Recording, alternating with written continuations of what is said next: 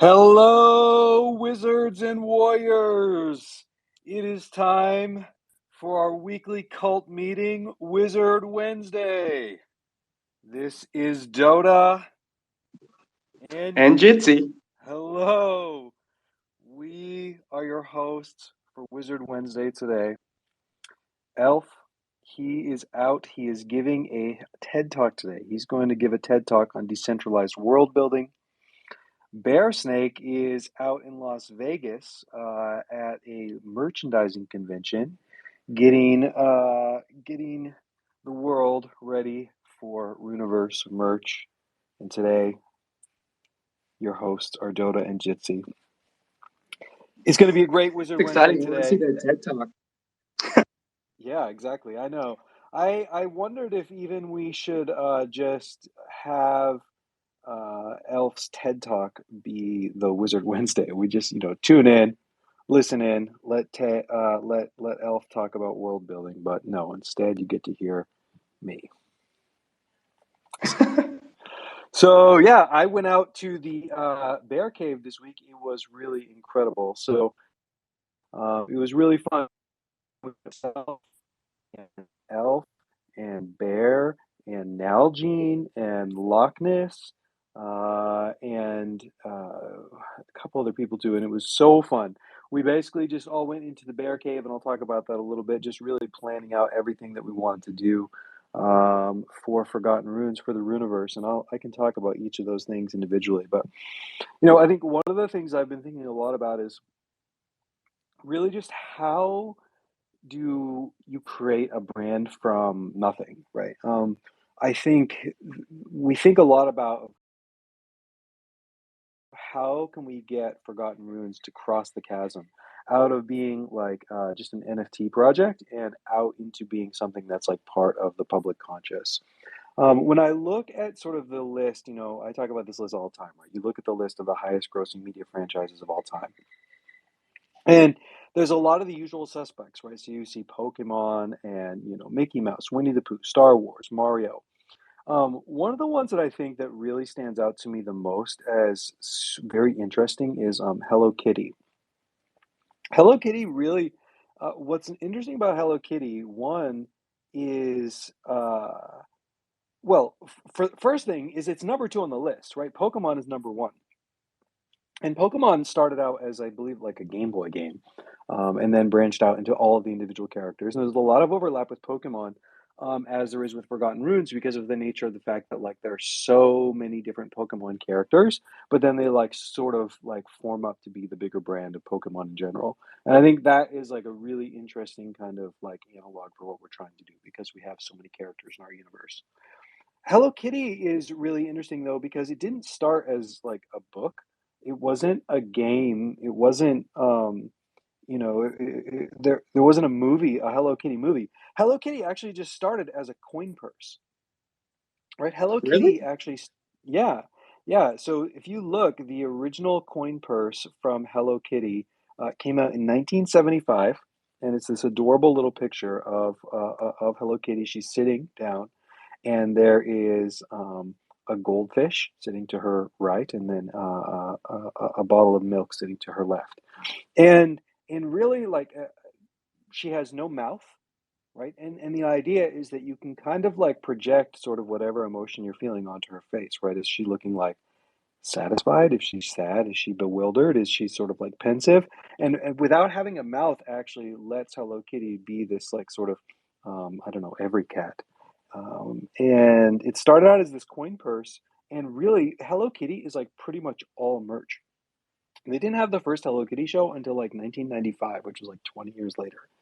Did it even do And one? so yeah, Hello Kitty has been like massive, like from the beginning. Like it just like right away they like it just like captured the hearts and minds of people because she's Right. The show, though, was this so successful? I feel like I know everyone knows Hello Kitty, but the show itself, how long did that run for? oh well, I don't even know. Yeah, like I think. Well, the thing is that Hello Kitty was already like pretty famous by the time the show aired. Oh, that makes sense. Yeah. Whereas I think that for us, so one of the things I think a lot about when we talk about like merchandising and like product is, I like had my kids at the mall, I don't know, the other week, and you go into stores like there's a store called like Lunchbox here in Austin, and really the whole store is just like branded merch, right? It's Lord of the Rings merch, it's Star Wars merch. They have Stranger Things, like shirts about like the Demogorgon. And Well, I that's a think good that's like, one. yeah, and it's like now I can't like not see ourselves there, right? Like I look around and you see that all of these products are basically like characters and stories that people love, and I'm just like, okay, like chomping to bed. How long is it going to be till we can get like Forgotten Runes here? And I think um, if Bored Apes is like Zoomies, then Forgotten Runes is Hot Topic. And so, like, Forgotten Runes is Urban Outfitters. And so, I think that, like, yeah, that's one of the things that I think even Bear is working on this weekend, which is why he's not here this week, is kind of talking to some of those sort of brands because it feels like a natural fit. But then I also think the question is naturally, like, sort of, okay, are we going to be able to get Forgotten Runes merch in these stores, and then also will it have that kind of like ignition that you see with Hello Kitty? Will people pick up on Forgotten Runes as like just an idea, right? Like, can you see that "Behold My Quantum Style" Illuminatus or sorry, Keymaster T-shirt, and then now you're like, I don't know what this is, but I like have to have this shirt, and I like want more of it. I think that's something that we'll find out. But I think that for me too, obviously, the show is like is sort of like the natural. The show basically is a natural case of where like if you can have a TV show on Netflix, then now that's basically the cheat code to kind of like turning merchandise into something that like people want to buy. And like some of the other things that the other like brands that I was looking at, kind of some of the origin story is my wife reminded me, Miss Dotish reminded me of Strawberry Shortcake. She was like, she was, I was looking at this and she was like, oh, you know that like Strawberry Shortcake and Care Bears, they actually started as greeting cards. So, like, Strawberry Shortcake was originally a character used by like American Greetings on their greeting cards, right? And I think, and similarly with Care Bears, and basically the cards became so popular with like kind of the characters in these like moments on the front of greeting cards that like they were able to spin them out into their own sort of like breakout characters, right? With like dolls and merch and shows and comics and all these things. And so it's interesting to think, it's interesting. I'm always like looking for models of like how to jump that chasm. Thinking like, ooh, can we do like Forgotten Runes greeting cards? But it's like not 1985, right? Like I don't think like greeting cards are kind of the way that you're gonna sort of like jump into popular culture with wizards in 2022. But yeah, looking at the origin stories of these brands is something that I feel is like so interesting. Another character that I really love that was by American Greetings. I don't know if anybody here else remembers it, but it was My Pet Monster.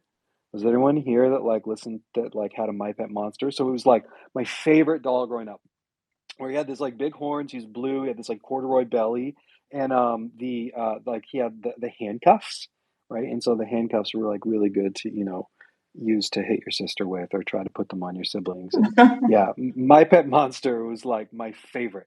And that also started as a greeting card from the same like greeting card company. And so I don't know All I'm hearing is we need to that. get into greeting cards. Excuse me. That all I'm hearing is we need to get into greeting cards, but it's Yeah, super interesting. exactly, It's exactly. super layered, right? You're like all the things you're mentioning is like as you layer these things within this world, we make the game, we make everything else. Like you can see that becoming a reality. And it's I know what mall you're, I mean not mall. I know what spot you're talking about. They're all in the malls. It kind of sells like those pop culture items, but a little bit culty too. I mean, seen a ton of them. You mentioned Hot Topic. Super interesting. I think we get there. It's just we got to keep on stacking those layers, right? And then it becomes a global brand. Like it just makes so much sense. Yeah, absolutely. I think that like people love the wizards when they like kind of look at them and it gets their attention. And I think that another part is just this idea that we have characters from a lot of different, I don't know, let's say feelings. So, one of the things when you look at Disney, you see that there are both like people who identify with the hero and then people who identify with the villains. And we Good have point. like not only like classic purple hat whizzies, but we also have like goat heads and we also have kobolds, and we have like kobold warriors, and they're just like from every sort of spectrum of like how you maybe identify. There's a character in Forgotten Ruins that you can kind of find and link yourself with, and so I think I think that also presents a branding challenge, right? Because there's only so much shelf Right. space in retail. Like, how do you kind of pick those characters that sort of resonate with the most amount of people while we're in the stage of kind of bootstrapping? But then I think like as soon as we get over that hump, there's trying to. I think we have something for everyone. So Yeah, it's a domino effect, right? And I think by nature, people are going to gravitate towards whatever they are represented within an NFT, and then they can grow upon that. I think, like, I'm obviously biased because I'm a lover of kobolds, but you can see like that goofy personality come out through like a plushie or something, and then you could see other ways to express other NFTs and traits that we have in the collection in different ways too. So just a matter of time. exactly, and I don't want to commit anyone or step on anyone's toes, but I think we're already seeing that kobolds themselves are like a breakout like subgroup of Forgotten Runes, and that like I would love like it's very easy to imagine a whole line of kobold merch. It's very easy to imagine like an entire merch box of of kobold things that people would love. So I would like to do that, or I would like for that to happen. I think that's super exciting. I think another thing that this actually brings that it's a good lead into, right, is this idea of commercial rights for your characters. So, like, we haven't talked about, I haven't talked about this yet. So, right before Warriors dropped, we finally issued actually the like official legal document of what the official IP rights are for Wizards. I need to write up a blog post. I just haven't had a chance yet since we did that. That's maybe like a human version with some infographics. But I want to like talk through it a little bit now, which is, there's basically like three main things that I want to get across. One is we talk a lot about this idea of Harry Potter fanfic, right? So this idea that kind of you can create Harry Potter fanfic, but like ultimately, like Wizarding World, the corporation, they don't want you to make like money or too much money from that, right? The idea is that like you can do it, they tolerate it, they like don't want to be suing their fans, but if you wrote, a novel around Harry Potter fanfic, like you would have a terrible time. You for sure would have to get it licensed, and they probably wouldn't do it, right? Because they don't want it's not considered canon and whatever. And so, like, effectively, Harry Potter fanfic is that has this huge, huge community that of something that's like basically illegal. So one of the things that we wanted to do is to avoid that situation with Wizards. Even though it's not like Creative Commons, like Wizards is not CC0 insofar as like for me, I feel that like CC0 is basically the like when you think of like a token, for example, we all know that it's kind of it's not a good idea to have an uncapped supply. Like that's not a good strategy for value creation to have like an uncapped supply of tokens. And I feel that like CC0 is actually like the uncapped supply of intellectual property. I actually think that like I don't necessarily claim to have the blueprint for every other community, but I think that for our community, an important part is like having at least some sort of structure for like massive organizations to have to come to the table and give value back to the community. Like really what we're trying to do with the IP rights that we have for Forgotten Runes is building this structure where you get the benefits of like bottom up creation, you get the financial benefit for the bottom up creator, but then you also get some sort of like community constraining force from some outside organization coming in and then basically taking over and having sort of no way to structure them if they decide to take the brand in a way you don't like. So at the first layer of that is really just everyone, whether you're a token holder or not. If you don't have to own a Forgotten Runes token, and you can create a derivative non-commercial work using the Forgotten Runes, like any of the characters or any of the IP of the Runiverse, and you can create like derivative art. You know, Even saying that out loud actually feels so obvious, I suppose, that is allowed, right? Because that's like such a part of our community culture. I think that like the opposite though of that would be saying like no, only Magic Machine is the only people that can talk about the Runiverse, and the owner of the token is the only person who can create a derivative art of like their character, and that's like obviously not our culture. Even though that's like a more traditional view of copyright law. Well, they wouldn't even give it to owners, right? It would just be like the original creator. But the idea is that like we want to make sure that if you are an artist and you want to create art about the Forgotten Runes universe, it is like expressly and explicitly allowed that that's something that you can do from like a non-commercial view. And so then the other part is regards to like if you actually own the tokens, right? So what's outlined there, it should be no surprise to anyone who's heard me talk about this for a long time, which is that as an owner of a Forgotten Runes character token, you have like an uncapped commercial right to commercialize not only the art in that image, but also the entire character. So, for example, some of the other communities that you might have seen, they'll say, "Oh, we give you like a commercial right to the image, but it's not necessarily a commercial right to the derivatives. It's not necessarily a commercial right to the character, or any of that." Or whereas what we're saying is like it's not the NFT that you sort of own and the commercial right that you have there is not just like the 50 by 50 pixel image of a wizard or 60 by 60 of a warrior, but it's actually like a commercial right that you have to that character.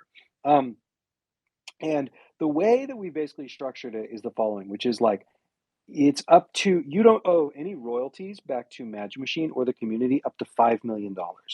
And then after $5 million, then a royalty is owed back. So the idea here, so like, why would there be a cap? Well, it's not a cap, right? It's not a cap. What we're basically saying is you just don't owe any royalties up until that number, and then after $5 million, it's the blanket royalty that's out that you don't need our permission to do is 20%, right? So like, you don't ever have to come and talk to me. We just basically say after $5 million, which by the way is like a very high number, right? If you're like, I don't think there's anyone in our community yet who's even got close to that number.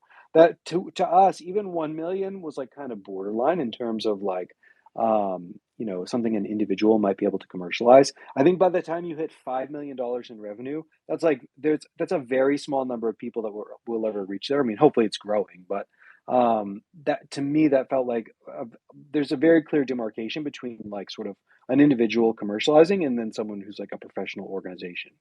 And even then, that 20% number is negotiable. We even mentioned that in the contract, right? Because maybe, for example, you're doing like physical merchandise and you're like, well, my margins aren't even 20%. And so that's like way too high. That's fine. You can just talk to us. Really, what we're basically like, we believe that the Forgotten Runes and like the Runiverse IP is going to be such that, like, as we super grow into like film and media and trading cards and merch and all these things, that like there's going to be something that's very valuable here, and we want to make sure that other organizations that want to build on top of it have to at least come to the table. They have to make sure that they're like, building according to what sort of our community would want, and then they're giving funds back to Magic Machine as the creators, and then giving funds back to the community. So really the intention for the community right now from those royalties is a DAO. So right now the House of Wizards DAO, the like Forgotten Council, is basically on track to be that organization, but that organization doesn't necessarily have all of its like paperwork in order yet. Mostly because of me, still working on it. But once that's in order, that's really like the goal for it to be like the target of those royalties. So Yeah, like working in parallels is like, that's what I'm hearing. And it's really important. I think we'll see more and more hybrid type of structures like this because it just makes sense, right? Like you want people to build around what we're doing, but we also want to be able to have our own narrative too. So it adds to the whole ecosystem. And it's just, I think a lot of people are happy to hear that. At least I haven't heard any complaints about it. So it's fantastic to hear. yeah, and one of the things, so there's a couple other things in the commercial rights that are worth like talking about. So one is like, let's say that you have a group of people team up together and they like want to do, wizard shoes, for example. You basically, how we basically structured it is that like people can all group together. Like, let's say, there's one wizard who like makes shoes, like physical shoes. And they're like, oh, we all want to group together and like license our wizzies to make shoes. Basically, the way that that works is effectively that organization also is subject to that same like $5 million cap at which they need to start giving royalties back to the community and to Magic Machine. And so the and it's not per wizard, it's per organization, right? Because so again, we're basically trying to make a situation where we say, like, if you're doing this as like a significant organization, just talk to us and we'll work with you. And that actually gives us more leverage as a community. Like when we go and we talk to Bisonic about licensing for the game, when we go and we talk to like Titmouse and these licensors essentially that want to do a Forgotten Runes show, you know, they're not looking it over being like, wait, you're CC zero, then why do we have to pay any of you at all, right? There's actually a cap there where we say, no, you have to give some value back to us if you're going to be making value over this amount. Another thing that's interesting is we expressly put in here too that you can create NFTs that are like derivatives of the NFTs that you own. Again, we've seen this with, to me, that feels like so obvious to say that that's something that we would support. But looking at the like finer details of some other projects, they will tell you like, oh, you can create a derivative. You can create a derivative like artwork on, digital art, but you're not able to actually mint another NFT. We're saying no, no, no. Like is the important thing for us is that it's not confusingly similar, right? Like you're not trying to trick someone into thinking that they're getting an official Forgotten Runes NFT. But if you want to create NFTs that are like based on the NFTs that you own or that like another owner sort of wants to allow you to do, like go for it. You are allowed to do that. I also think that like there are details in there that you might be interested in around like what happens if you sell your NFT, who gets rights to those, or if someone you know creates a derivative work, who has the rights, right? I don't necessarily need to get into all those details, but I will touch on a couple things. One is that an important part of this conversation is that like we as Magic Machine want to be able to tell stories with everyone's characters. And so this right is actually a non-exclusive right, meaning like you have the commercial right to your character, but we also have a commercial right to use your character. And you might say, well, Dota, why is that? And the answer is like we want to create stuff that is like delightful surprises, right? Like Elf has stories that he wants to tell. Derek has stories that he wants to tell, and it's always been sort of the like um, the collaboration or like the story of what we're doing, which is like you create lore and derivative art of your wizard, but then we also will create this like central thread, right? Like we're drawing on the book of lore for the comic that will be coming out in a few weeks. We're drawing on the book of lore when we create the TV show with Derek. And so, we want to do like even physical books where we include like cult content. And we're going to include cult content in the comic book in like pictures. And so, like, I think that, like, in most cases, probably 99% of cases, wizards will be happy to kind of see their character appear in media that, like, we create. I think if you own a character and you're like, I don't want Magic Machine to use my character in any of their media, like, fine, you can talk to us. We're like, we don't see it as like an antagonistic thing. But the idea is that, like, in this outline, you'll see that we granted ourselves a right to use these characters, right? Because we want to be able to tell stories about it. And the reason, that that's not one-sided is because you have a commercial right to your character, right? So if we use your character in the TV show, you can also commercialize that character. So I've talked about this a lot before, which is the idea of like the Shroom Shack, right? So Dazzle the Kobold is owned, I believe, by Wise Sam, and Wise Sam worked with Ernest T. He first created this pixel art version of the Shroom Shack, which is this like this like breakfast cereal place where like it's like a bakery, like a mushroom bakery. And so then he had Ernest T do like a really high res rendered version of it. And the like elf children come to the Shroom Shack, and Duzzle has, mushroom cereal and all these things. And so like this idea of the Shroom Shack wasn't invented by Elf or myself, right? Like the Shroom Shack was Wise Sam's creation and the interpretation by Ernest T. And like we love it, everyone loves it, and we even talked about like, oh, could I'm not committing to this, but I'm saying like, could we use that in the pilot episode of the show, right? Could there be a shot where the main characters are talking and you look over their shoulder and you can see the kids are like running up to the Shroom Shack and like getting their breakfast cereal? And so like we want to be able to like include that, so when you sit down on your couch and you like turn on your TV and you're watching Netflix and you're like surprised, you're like, oh my gosh, like the Shroom Shack, I can't believe it made it into the show. And then as the owner and the inventor of the Shroom Shack, like you can create like Billy's going to get you action figures. You can create your own like Shroom Shack action figures and like merchandise them and like benefit from that commercially as well. So Yeah, you just don't want to limit creation, right? Like that's the whole goal is you want to expand that creation. So that's what I'm hearing is that in that process, you're going to be people going to keep on building and building and building, and there just needs to be a conversation there, right? Like a collaborative process. That's the whole goal of this. So yeah, awesome. exactly that like the cult is feeding off of like these narratives and these like the comic books and the shows and the shorts and then those things are also feeding off like cult content and it's literally the idea of the collaborative legendarium. Um, yeah. So, oh, one other thing. So, okay, how do I say this? So, I have been talking to. So, as we start to kind of make more progress on the TV show, one of the natural things that comes up is like, well, assuming that we get a TV show, there's going to be money involved that like comes back to Magic Machine from the TV show. So, um, the regulatory environment for us to like give for Magic Machine to make something and then give funds directly back to individual wizards is like very unfriendly to say the least. So I don't have any sort of like specific commitments, but I can tell you that I've been like talking to our counsel and our lawyers that we're like working on that. What I'm basically getting at is like this idea that kind of we can reinvent how IP operates and how like royalties flow from television shows back to like people who like helped create it and invent this IP. Like I'm hoping that we can develop a system that is like regulatorily compliant that is more specific than just like, oh, we gave money to a DAO, right?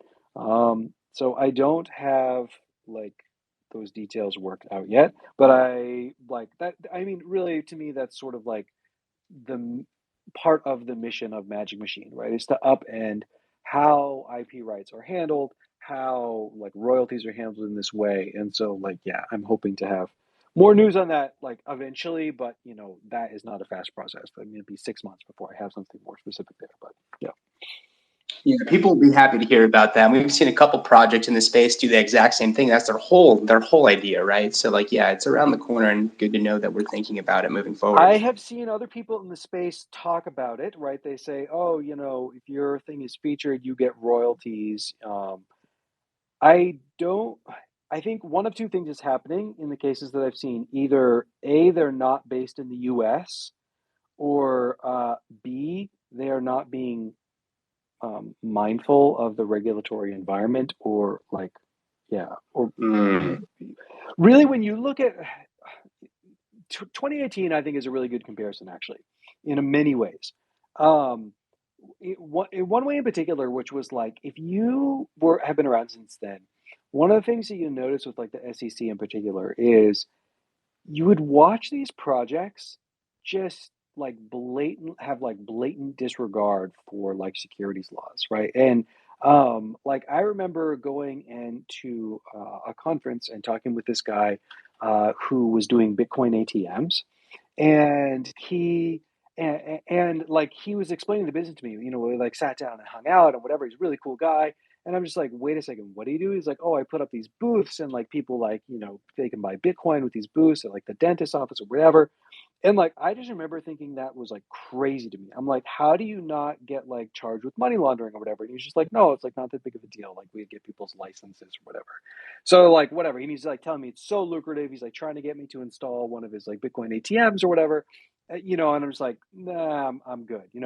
So like Yeah, I'll pass. fast forward 3 years, you like see, oh, SEC prosecutes, this guy, literally like the guy that I was talking to at the conference for like money laundering. Like, dude had I don't know if he actually went to jail or not, but like what you basically see is that these people like disregard the law effectively, either regulation or the law blatantly, and it doesn't happen right away, right? You don't lose right away. You do it and you feel like you got away with it because it takes like 3 or 4 years for kind of it all to surface. And so I think, I don't know, whatever. We're going to be around for 50 Yeah, then they years, knock on so your what do door we and say, care? "Come with us." Yeah.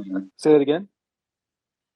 So then they knock on your door and say, "Come with us, please." You're like, "Oh crap." Yeah, you're like, it all comes due. So Another thing I think with versus 2018, which is a totally different thing, which is, I think the market, it's not lost on me that the market is, yeah, pretty like, I don't know that we're at peak fear in this moment. Maybe it's a little bit like better than a week ago, but one of the things that I realized reflecting on 2018, which is 2018, there was a lot of talk or a lot of people wondering if like crypto was like genuinely over, right? People were wondering if you weren't around then, people were genuinely wondering like, is the great crypto experiment over? Bitcoin is dead.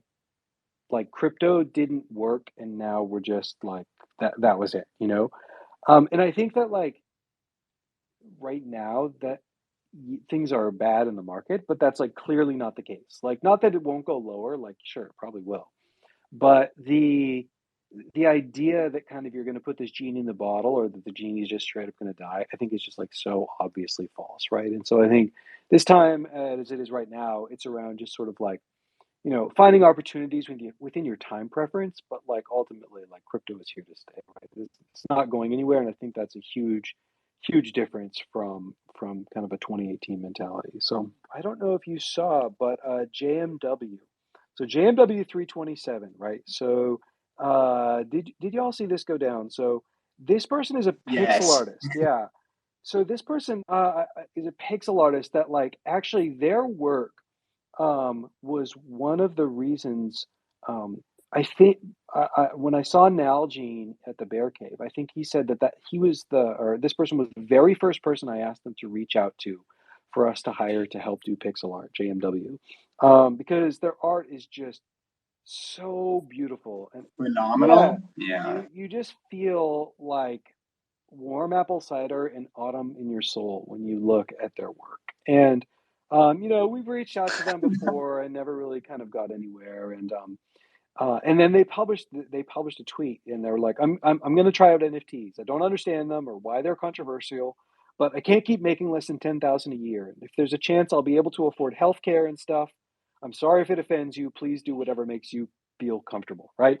So they tweet this out. They have like 100 and whatever 30,000 followers, which is like unbelievable, right? Like unbelievable that you could be that gorgeous of an artist and like so talented and then just you know not being able to even buy yourself healthcare. And the response that the sort of quote unquote artist community gave them was just horrific, right? It's like unfollowed immediately, like, oh, I can't believe you're getting Yeah, in it was such a bad. scam, like just like just what we've seen with artists.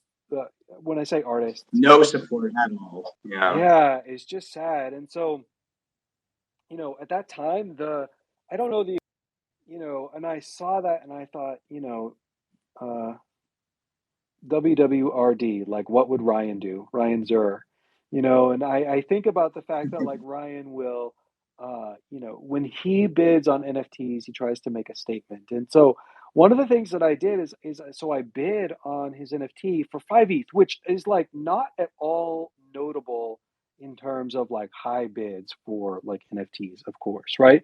But the idea that I was going for is like ETH was around like 2K. I was like purposely trying to like bid, like just over what they make for a salary in a year.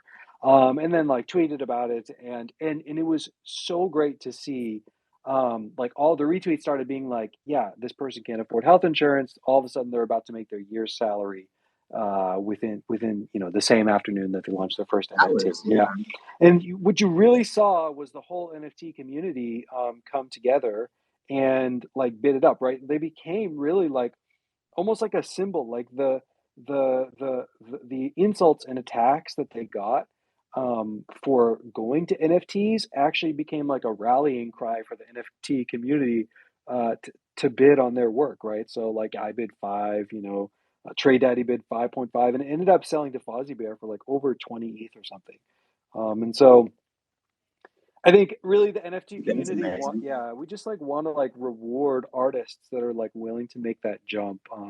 So I still haven't Yeah, we almost look for it, right? Like everybody kind of looks for that case almost, and all of a sudden people come out of the woodworks to basically help bid on that and make a difference. So it was like super fun to see. I thought. Well, after we got past people being rude and insulting, right? But yeah, awesome. Yeah, exactly. Like you don't want to see people being rude, but you do want to see people like gather around, right?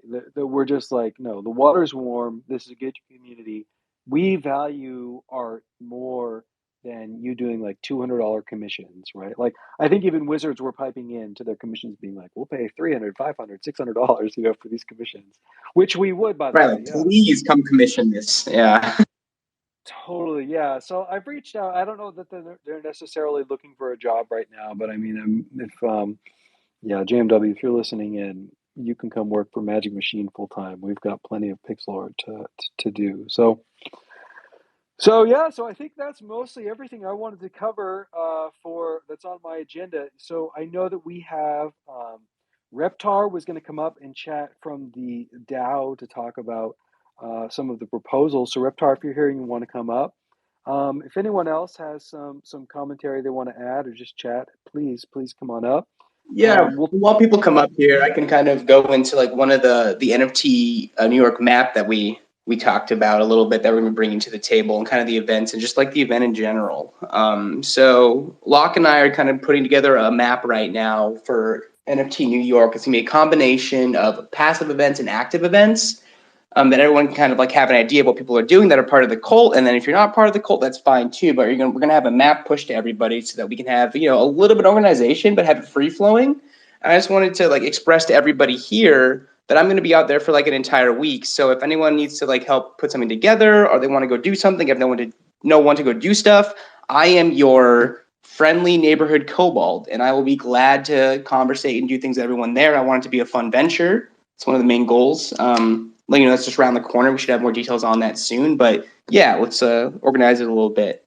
Other thing that we have happening is we're going to have 2 contests, maybe more. We have the current one posted in our Discord. We're having a poster contest for the actual event, our big party, along with we're going to be having a cosplay contest at that event. It's a combination of like, well, we don't want people to dox that don't want to. So it's kind of like a, should I dox or not type of situation, but also cosplay into wizards, your wizards, other fantasy-based things, whatever you want it to be. I think it's going to be really fun for the community. And then we're going to be rolling that out here soon.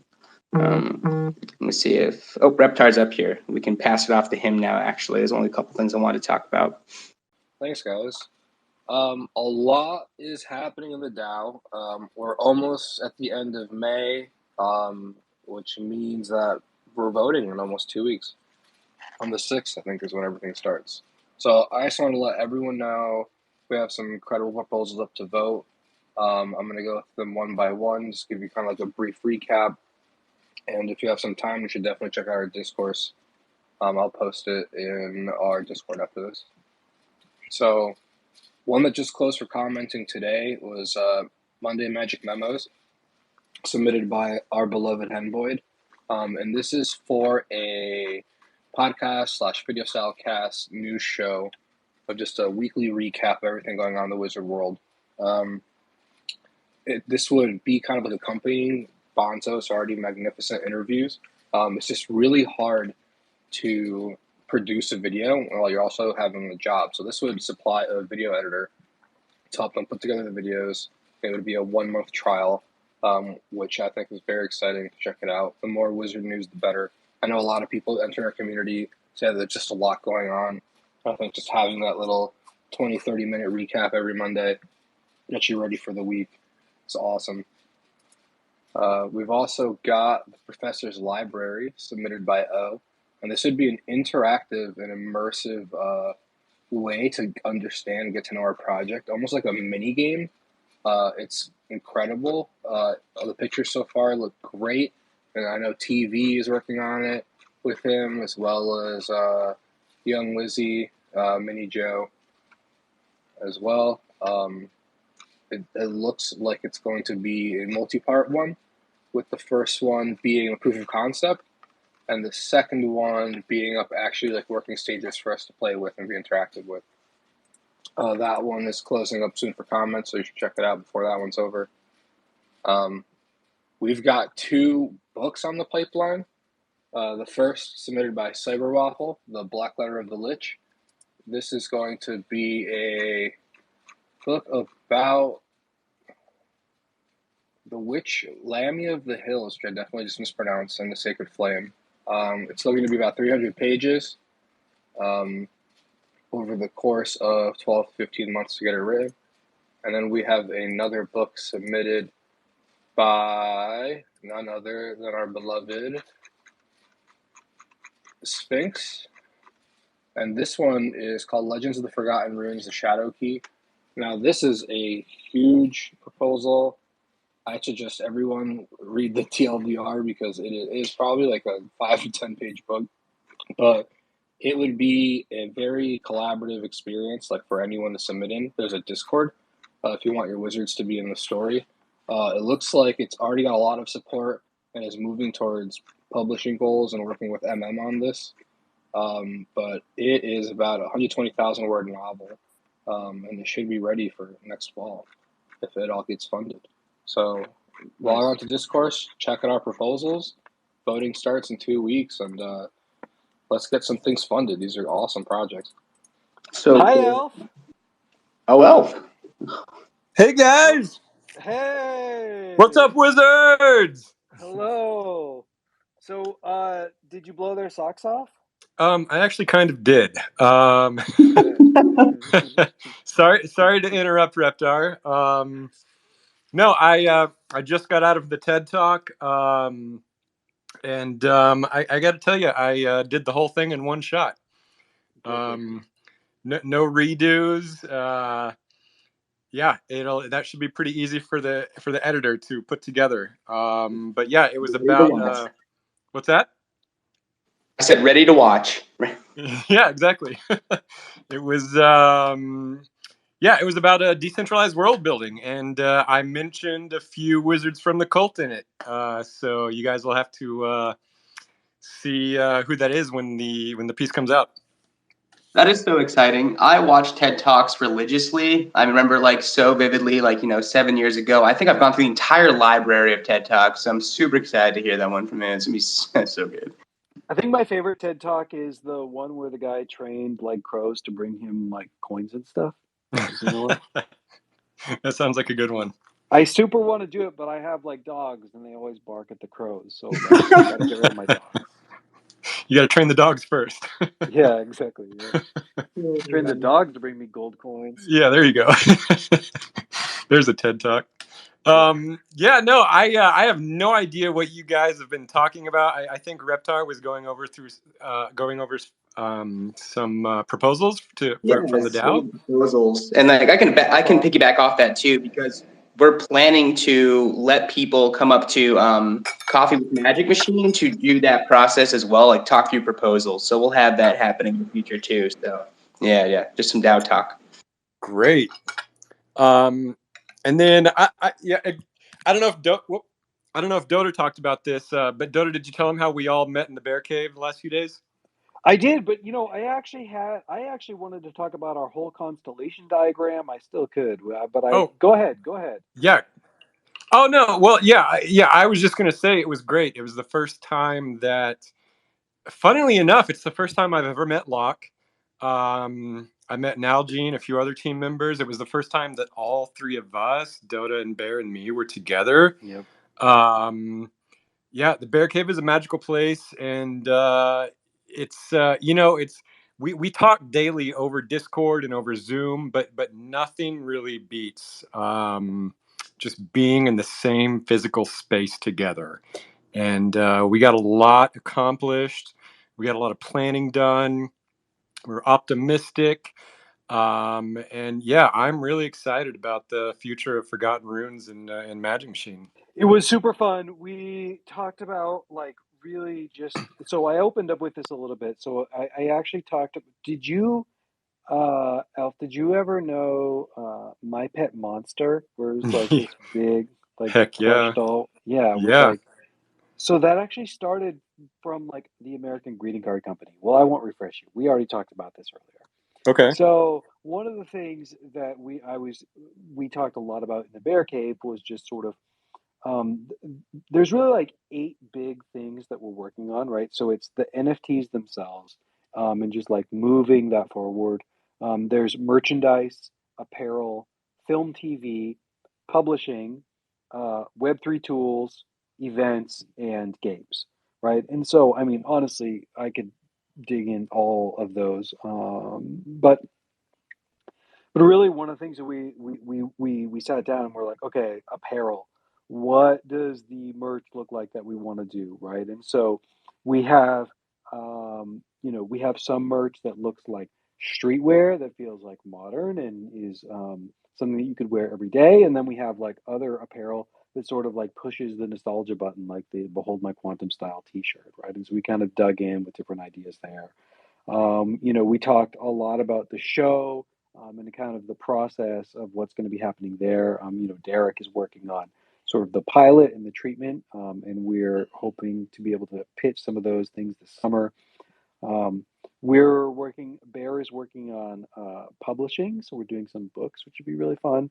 But then I think on like the actual NFT side, we talked a lot about like, okay, what do the collections look like? What are some of the like dynamics that we want to look at for, when do we do Beast seasons two? Maybe some of the mechanics that we had planned for Beast seasons two that we can make actually work for the beasts we already have. And so we talked about some of those. We also have some ideas for some games, of course, the Universe game, but maybe there are even some other games that we can kind of do during this bear market that we have sort of in the works. So yeah, it was all in all, it was a really, really fun time. We like went to dinner, stayed out super late, laughed too much in the restaurants. It was a good time. It was really good. And the Bear Cave really is like on the beach, or at least a block away. And Dode and I stayed in the same hotel, so every morning we walked along the boardwalk to the Bear Cave, Holding hands. and skipping. Yeah, exactly. Just singing about magic. That's great. But no, it was great. It was really great. I think we all needed it. There was a day where I just sat in the sand for like a good 2 hours, sipping on a chocolate milkshake. You touch sand, touching grass or sand, either one, but good job. Yeah, exactly. And then what did you do after you finished your milkshake? So I bought a milkshake at the carousel on the Santa Monica Pier. I took it to the sand. I laid down and I sipped on it for about, I don't know, 30 minutes. And then as soon as I finished, I went back and I bought another one. And then I went back to that same spot in the sand and sat for another hour. So You Elf had on days 2 off just milkshakes. buys like 7 or 8 milkshakes and sits in the sand. Got it. Yeah, it was great. And then I had a headache afterward because I don't think I've had that much sugar in a long time. Yeah, that's a lot of sun. Yeah, and the sun. Yeah. So our lore reader today is Pseudo James. So Pseudo James, if you're in the audience, come on up and we'll let you read. Yeah. Come on down. Yeah, the Bear Cave was at max capacity. Nalgene had to build more chairs because we didn't have enough room. In real time? Like, we need one chair. Build it now. Like, It was in a box already. But. Yeah. My favorite part actually was just like having a whiteboard up on the wall to just like throw up ideas. I think I don't know. There's something about a whiteboard that's just very cathartic. Just being able to jot something down, erase it, change it. Everybody can see it. Whiteboards are just the best. I literally have whiteboard paint in my basement, and I'm going to put it on one of my walls in the near future. Like, I have it ready to go because I can just sit in front of one, and it's so enjoyable. But yeah, like brainstorming with a whiteboard around, fun. Yeah. Yeah, and then when you're after like an hour of whiteboard use, you look at the whole thing, and it looks like this big, like beautiful plan or strategy akin to like what's that movie with like where like Matt Damon plays like the genius janitor. Good Will Hunting. Yeah. Yeah. There's always that Good Will Hunting moment at the end when you look at the grand plan. Mine's a lot like 22 Jump Street, where he's just writing all these things and you don't see what's on the board, and he's talking all these scientific terms, and they turn the board, it's just a bunch of nines. So Well, you should see a wizard whiteboard, because instead of like these arcane equations, it says things like goblin slime and and kobolds drinking kobold Kool-Aid and shit like that. way more Elf, fun. I didn't talk about your interview with Bonzo this week. I don't know if you want to give a little preview. Oh yeah. I did an interview with Bonzo. I don't know if he's in the audience right now, but He's here. I invited him up. great. Yeah, no, it was great. Yeah, Bonzo had some good questions. It was like an hour long. And yeah, I mean, I don't want to say too much about it because I want you to go watch the video, but yeah, definitely check that out. It's an interview I did with Bonzo. And I hope Bonzo interviews you next, Dota, because I think he's done about the entire team. Oh, there's Bonzo. Hey, Bonzo. Yeah, so we've done 2 of the 3 main guys, Bear Steak and now Elf, and definitely get Dota up. And so I think that interview will drop on Sunday, and trying to get it up on Spotify too, because like for me personally, if I was listening to it, I'd rather listen to it like in the car and shit rather than on YouTube. So yeah, very excited. Yeah, it's really good. But Well, I don't know where Pseudo James is, so I think we're just gonna be loreless. so has Jitsi been a good co-host today since Bear and I were out? Yeah, he's probably better. He's probably better. Yeah. Doubtful. Awesome. What kind of intro music did you guys play today? Oh, we're listening to Cuban Social Club. Yeah. Okay. I was a fan. It was good. Okay. Sounds like something Dota would choose. Yeah, that's exactly what was going through my head. I'm like, this is a Dota song. I can hear it. Yeah. All right. Well, this has been Dota And Jitsi. And Elf. and Bonzo and R3ptar and Tanya and Joe signing off from Wizard Wednesday. Good night, everybody. GN. Mwah.